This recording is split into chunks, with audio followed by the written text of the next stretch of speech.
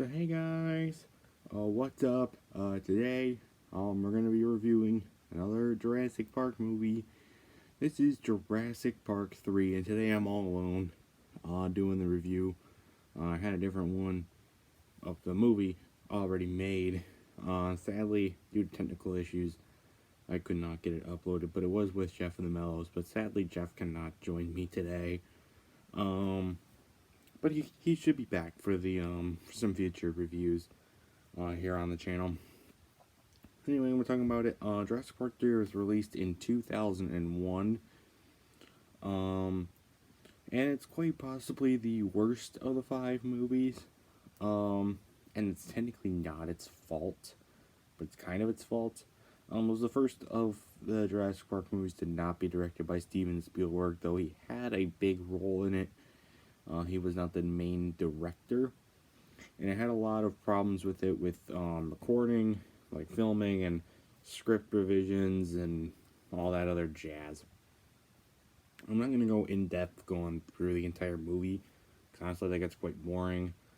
Though I will talk about some specific parts of the movie, maybe why it's bad, why it's good, all that. Because it's certainly not a horrible movie.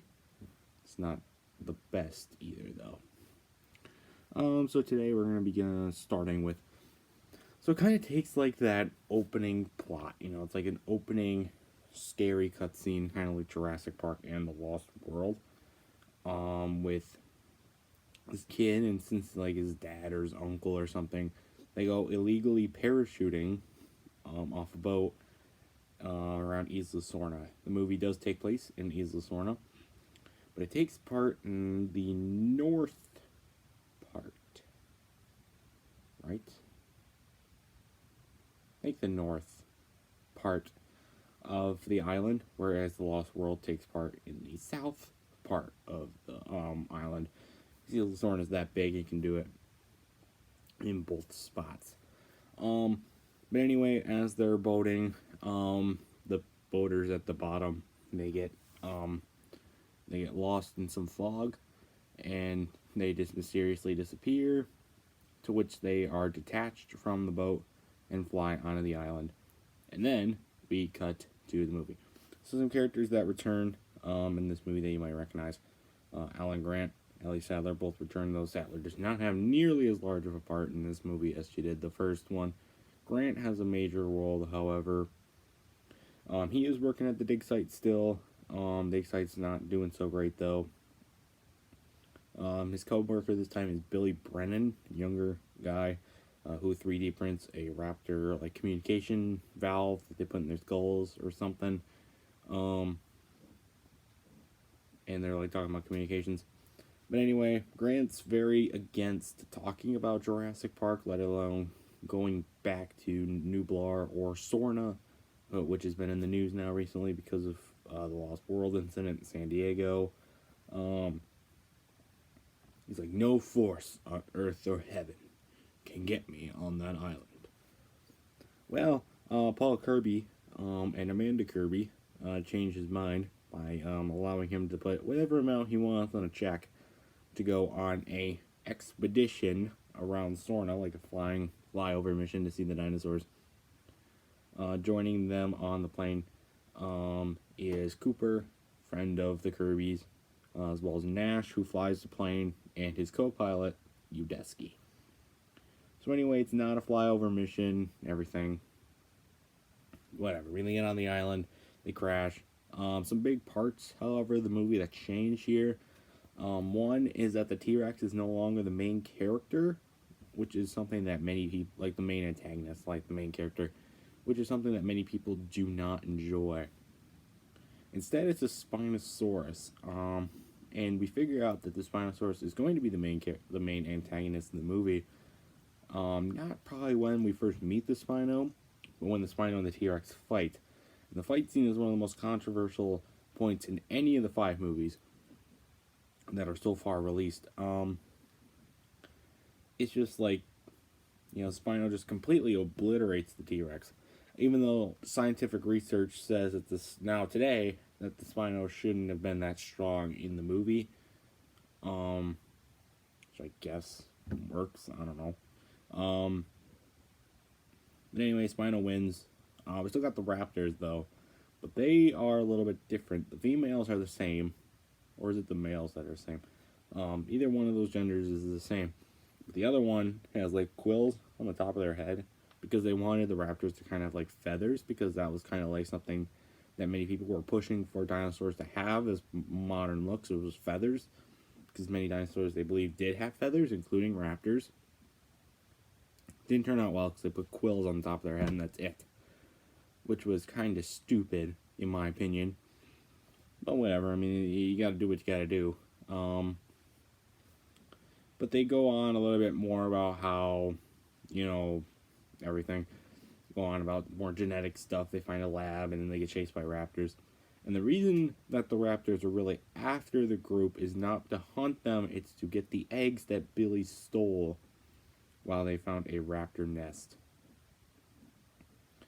And Billy's kind of like, trying to save the dig site. He's got good intentions for this, to try and sell the eggs to get money to fund the dig site, because Paul Kirby ends up being a fraud. Once they're on the island, they find out that is not a millionaire.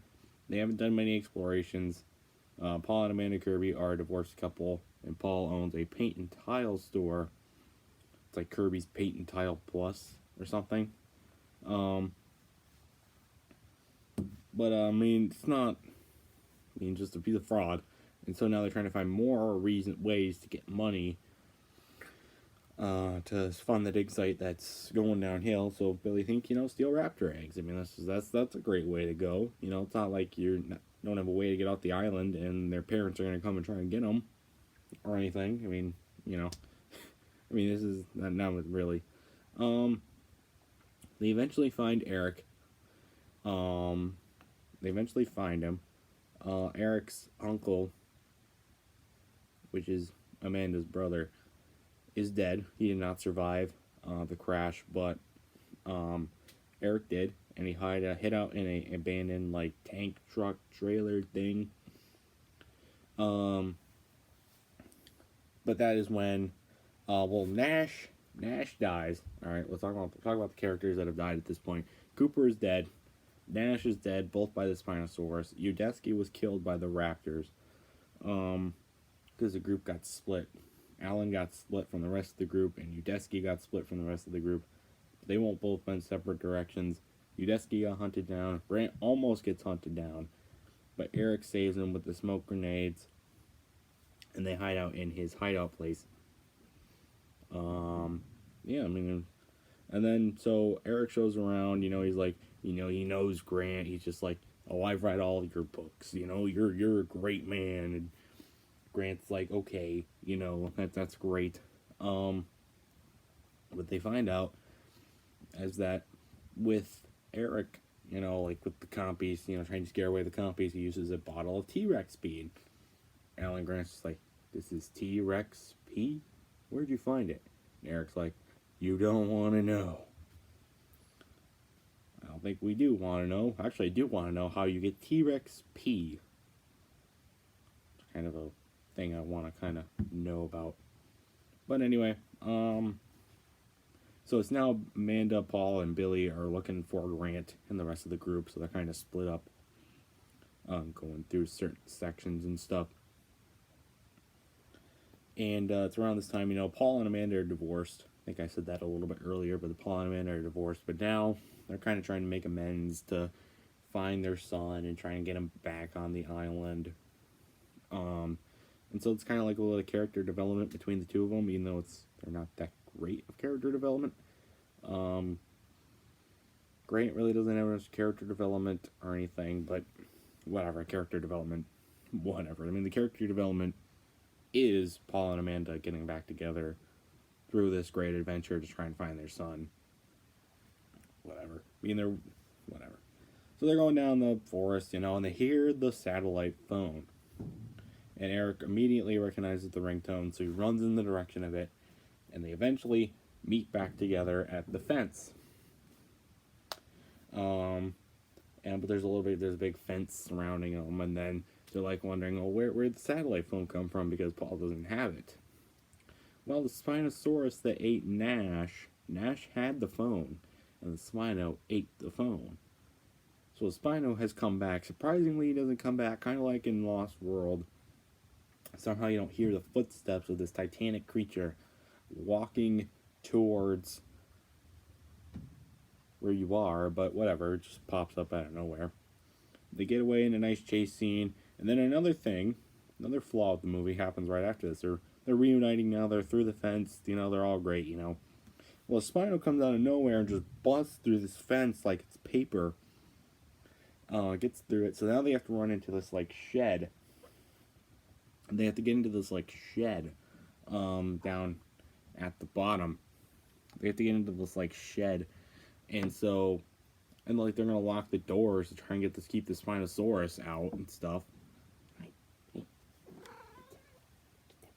So they have to get like the Spinosaurus has to come out, and like they're trying to get the Spinosaurus to like not get in. So they lock these like rusted down doors, and somehow the Spinosaurus doesn't get through. How do you bust through a big ass fence, but not this door? This is one thing I'm never gonna understand about the movie.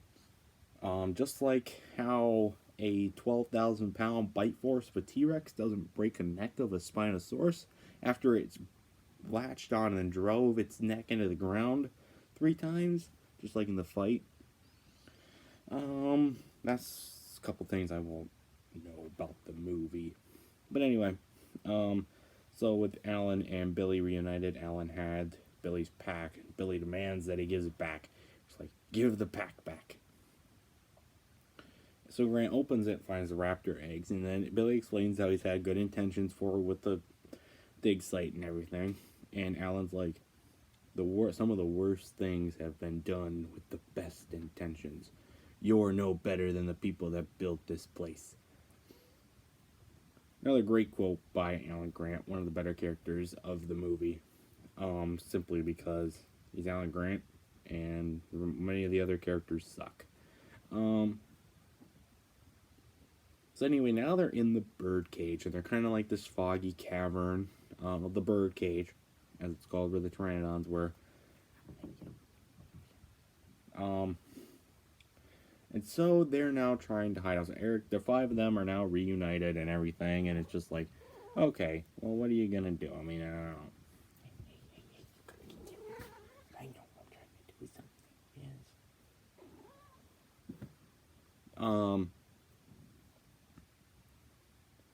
So while this happens, they get attacked by pteranodons, and as they're looking for the boat, they're trying to find them and whatever, gets attacked by pteranodons, and then the pteranodons, they steal Eric. They take Eric to the raptor nest, not the raptor nest, the pteranodon nest, and find them, and then every jibber jabber whatever goes on, and then Billy goes after him with the parachute that they took from the wreck site of where they found Ben, and the video camera with Eric. Okay, and then another thing. So Billy's attacked by the pteranodons. He saves Eric. Eric gets down in the river, and then the pteranodons chase Billy. Want a reenactment of that? I got it in part something in my Lego Jurassic World playthrough, which is uploaded completely by now. But they got that taken care of, and then Billy's gone. So it's Alan and the Kirby's. And they get on a boat, and they're going down the river, and they're trying to get to the coast. That's the entire goal since the plane crash and they escaped the Spinosaurus the first time, was to get to the coast and try and get help. So they're going down the boat, and Billy's gone. Eric and Alan are talking, and Eric asks a weird question, and then Alan does another great quote that I enjoy. He's like, well, Eric, those are 2 people in this world. Ones that want to be astronomers, and ones that want to be astronauts. Astronomers, astronauts, astronauts are kind of like the people that want to do the stuff. They want to have the fun. They want to play. The astronomers are the ones that want to study it, they want to learn it, they want to do that kind of stuff. So, and then he goes on and talks about more stuff, and they pass by a pasture with a bunch of herbivores in it. This is the first movie that we get to see the ankylosaur in, as well, and there's brachiosaurs and triceratops. I don't know there's triceratops or not. There's Parasaurolophus, I know that, and Corythosaur, but...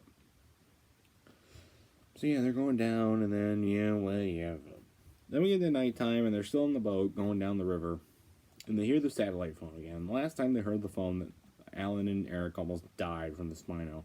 So like, oh crap, this Spino. They come up to a little clearing on a bank, and it's not the Spino, but it's the Spino shit. I took a crap past the phone, but it's somehow still working, and it's ringing again, so they gotta find it, because they know they can call for help if they find the phone. So they're going through the poop, it's a pretty gross scene, I'm not gonna go through it. And then we get another new dinosaur. The Ceratosaurus comes up to the poop, and he sees them, looks at them, and then walks away. They haven't shown the Ceratosaurus since. They didn't show it before. They didn't show it since. Why do you do that? I don't know. But anyway, that's what happens, I guess. I don't know.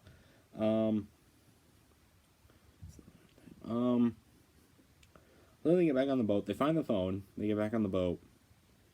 And they're continuing down the boat. And they're calling for help. So Alan decides to call Ellie Sattler. Decides to call Ellie Sattler. Well,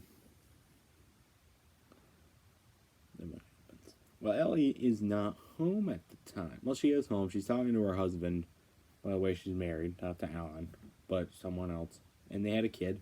And you get to see the kid at the beginning of the movie. I'm trying not to do full-on spoilers here, but I'm giving away some big parts. Then they do, and then whatever, as they're trying to call for help, the Spino comes back. It's raining now, and the Spino comes back.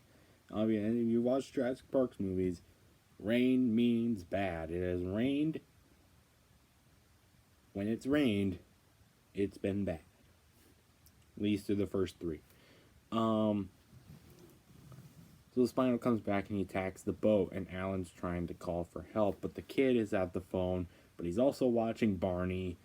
Kind of ironic. You watch the purple dinosaur, and then you watch the Spinosaur attacking the boat and stuff.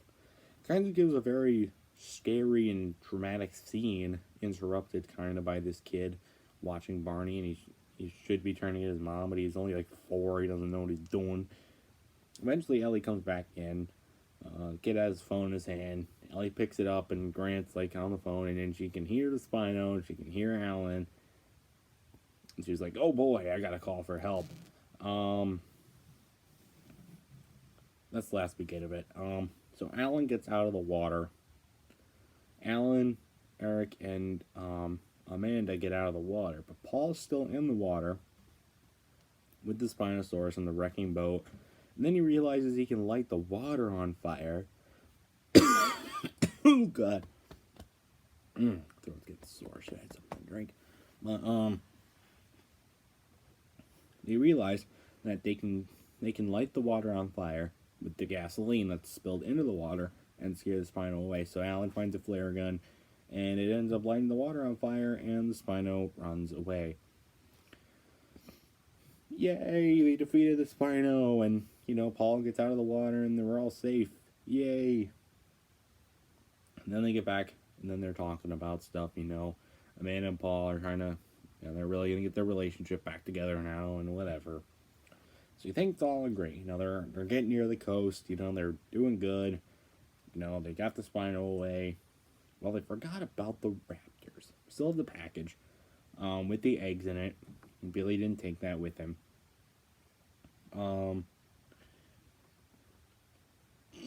What else happened? The raptors confront them in a little clearing. They're surrounded.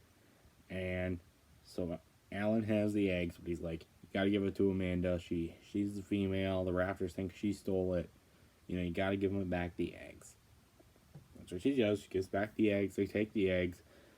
And then Alan uses that thing from the beginning. Remember, Billy, a 3D printed that thing to like call for help. But what ends up scaring the raptors away eventually is the helicopter that comes by. So remember how Ellie had called for help? Well, she called the Navy and the Marines to come onto the coast of the island. They were really close, I told you. And then they're safe. You know, the Marines come and whatever. Scares the raptors away, and they're safe. Yay! They did it. They did it. All done. Yeah, they're safe now. They get on a helicopter. Find that Billy's okay, but he's severely injured. And yeah, they fly away. See pteranodons on the ocean, but you know they're just flying gracefully. You know, and that's it. That's Jurassic Park 3. So I talked about many controversial points in the movie, the fight scenes, many of the errors that they made, with like the strength of the Spino and like would it be tested against different objects, kind of the weak character development in the movie. Alan was by far my favorite character in this movie because he was the only logical one, the only one that really knew what was going on.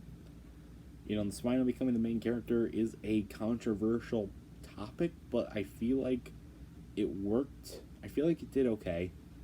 If you have a T-Rex, you know, it could get a little repetitive and you got controversy over that and stuff. But, you know, trying to shake it up a little, make it a little bit, you know, unique, a little bit different. Wasn't that bad of an idea to go with. One thing they also, the movie just had a lot of flaws with it, with, refilms and script revisions, and it just had a bunch of crap go down with it. And you can't really recover from that and make a great movie that can match up to what Jurassic Park and The Lost World were, with all the problems it had, especially without a legendary guy like Steven Spielberg manning the helm. You can't do that. So I think that was probably one of the main points that really killed this movie was that. Yeah, guys, that's really it. If I left out any points in the movie that were big, either good or bad to the movie, leave them in the comment section down below, and make sure to subscribe. My final rating for this movie, probably 7.5, 8 out of 10, somewhere around that range. It's the worst Jurassic Park movie out of the 5, I will say that, but it's not a horrible movie. Seen worse. I will get to worse, but for right now it is going to have the worst rating out of the only 3 movies I've really reviewed. So yeah, guys, if you have any points that I've left out about this movie, good or bad, leave them in the comments down below. If you have a movie that you want me to review, that you want to know if I've seen or not, of course I'm going to review movies that I've seen. Also leave that down in the comments below. And yeah, that's it for Jurassic Park 3. So I'll see you guys in the next video. Goodbye.